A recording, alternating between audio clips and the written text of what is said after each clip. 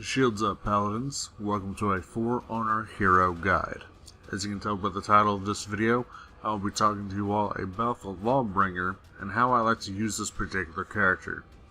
The Lawbringer is one of the hybrid characters in the Knight faction. He has a hard difficulty rating, as well as he is excellent at counter-attacking and good at disabling enemies.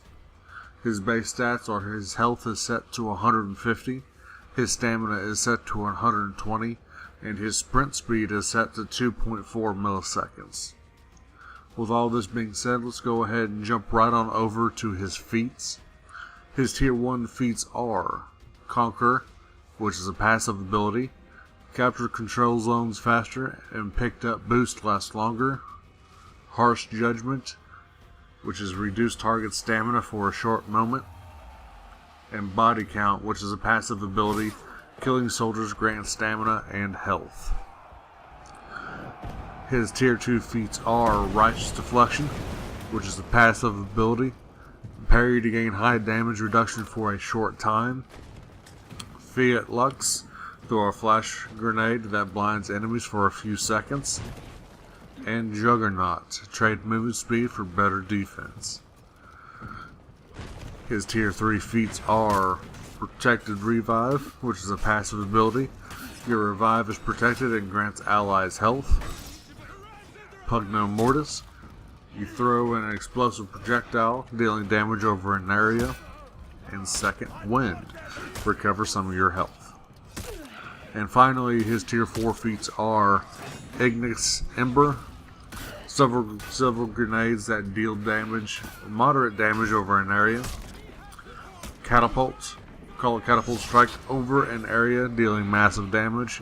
And finally, Regenerate, which is a passive ability which regenerates your health when out of combat.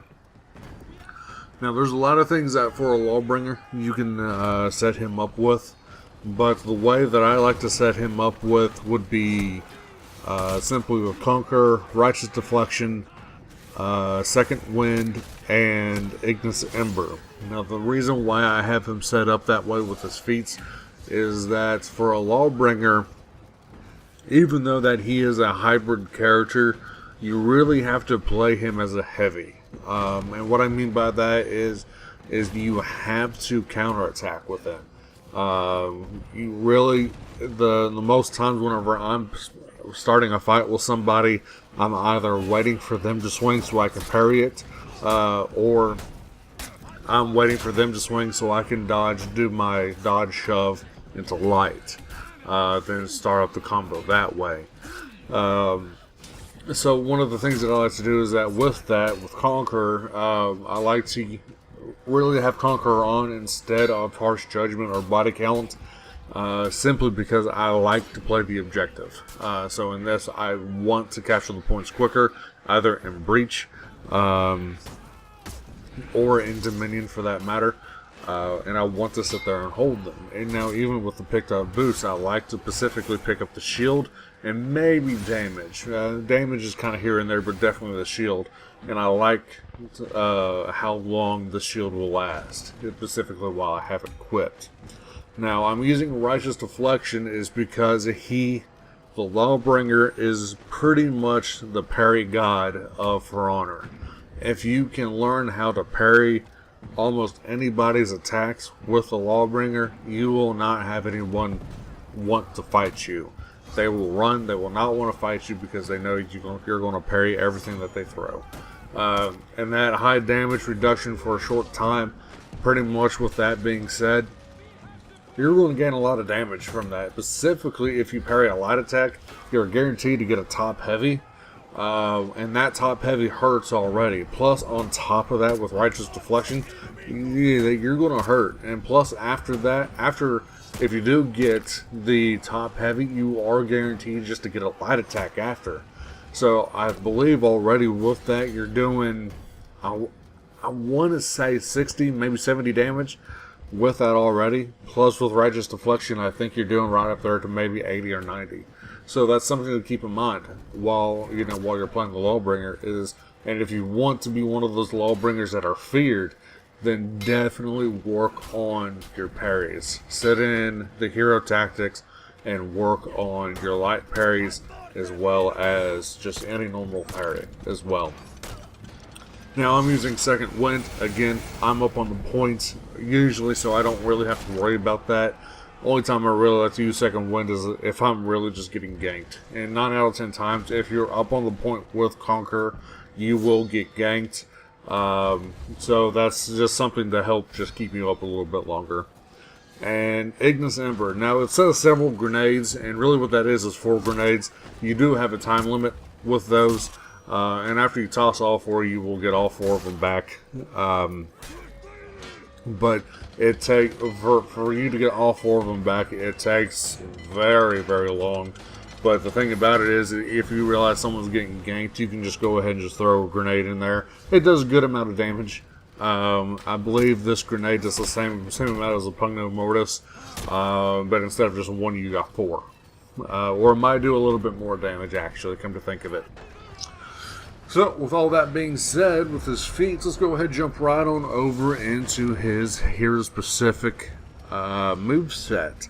Now, with this, just like with every other For Honor guide that I do, I go right into the hero tactics with this particular character. So up on the screen you will see the actual combos that you can do, and this is just how to get your renown, your revenge mode, what you can cancel and stuff like that. So renown is balanced across all activities. Revenge mode, which you already know what it does, boosts damage and health. All attacks are interruptible. Parries and throws knock down enemies. Auto parries upon activation. Impaling stab is a successful impaling charge or impaling riposte. Will pin the target as Lawbringer pushes them back. Holding R2, which is on the PS4, will extend the duration of the impaling charge. Will always come from the right side. Enhanced side light attacks. Side light attacks are not interrupted when blocked. The stunning top heavy attacks. Top heavy attacks will stun opponents briefly and drain stamina from the target. A stunned opponent can't see your guard. Unblockable heavy finisher. Heavy finishers are all unblockable. Shove. The shove attacks have hyper armor and initiates chains as a chain opener, leading into a second attack from Lawbringer's chains. Shove into the long arm. Shove can be followed up into the long arm. Input for the long arm can be preemptively buffered while attempting a shove. Swift Justice finisher. A light attack can be inputted after any top heavy finisher, including Blind Justice, for a guaranteed hit. And finally, the repulse change openers. Light riposte can act as a chain opener, leading into a second attack from the Lawbringer's change of a dodge. That's pretty much it for the Lawbringer. Lawbringer is one of the characters that I would say probably took me the longest to get used to. Simply because of me getting into the mindset of I have to wait for you to attack. Now for the Lawbringer, you can keep pressure on somebody as Lawbringer. And he does a very daggone good job of doing it. But one of the things that you have to keep in mind is one, because of the stamina consumption. With that being said, of course, the perks that I like to use on him are Bastion, Last Stand, and Vengeful Barrier. And so, with Bastion, you're getting plus 10% damage resistance while on a point. So, hence why I have Conqueror on. If I'm going to sit on a point, at least I would want a little bit more damage resistance, plus whatever the feats that I'm using, that it might be giving me some damage resistance, or just, maybe even a damage boost for that matter. Vengeful Barrier, you're getting plus 25 health shield after you get done with Revenge. So on top of that, that shield just might be enough for you to go ahead and pop Second Chance, or something just to give you a little bit more time to help, maybe get your team there if you do decide to die or whatever like that. And then, of course, Last Stand. Whenever your health is at critical, pretty much whenever your health is sitting there flashing, you're going to get 40% damage resistance. on top of that, so pretty much is making you into a juggernaut. You know, so there's a lot of things that you can use to your advantage with the Lawbringer to make you just that type of character that people will fear. And that's one of the things that I can't stop recommending, is that if you want to main the Lawbringer, I would say get better at pairing with him. If you can do that and know the counters that you can get with it, a light parry, always go for your top heavy, because your top parry is always guaranteed. You know, even if you do get a side heavy and you do decide to do the top heavy finisher, keep in mind that can be parried, so keep that in mind while attempting it.